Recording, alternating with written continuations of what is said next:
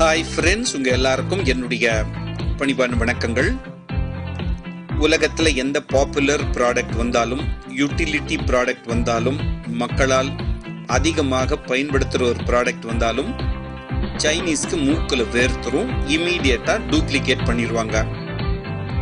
சரி, சாதாரண கன்சியூமர் ப்ராடக்ட்ஸில் தான் அப்படி பண்ணுறாங்க, கன்சியூமர் டியூரபிள்ஸில் தான் அப்படி பண்ணுறாங்கன்னா, இப்போ அவங்களுடைய நரி தந்திரத்தை பயன்படுத்தி ஈட்டபிள்ஸ்லையும் இந்த மாதிரி டூப்ளிகேட் ப்ராடக்ட், டியூபியஸ் ப்ராடக்ட்ஸை பண்ணுறதுக்கு அவங்க முன் வந்துட்டாங்க. வெஜிடபிள்ஸில் எல்லா கடைகள்லையும் ரொம்ப ஃபேமஸாக இருக்கிற 4-5 ப்ராடக்ட்ஸில் இந்த கேபேஜ்னு சொல்கிற கோஸும் ஒன்று. அது செடியில் வளர்ந்து தான் நம்ம வீட்டுக்கு வருதுன்னு நம்ம நினச்சிட்டு இருந்தா இனிமே அந்த ஐடியாவை மாற்றிக்கங்க. சில கெமிக்கல்ஸை பயன்படுத்தி வீட்லேயே சின்ன 4 தகர டப்பாவை வச்சு சில ப்ராசஸஸை பண்ணி உண்மையான செடியில அந்த காயை அறுத்துட்டு வந்தா எப்படி இருக்குமோ அந்த லெவலுக்கு டூப்ளிகேட்டா இவங்க பண்றாங்க.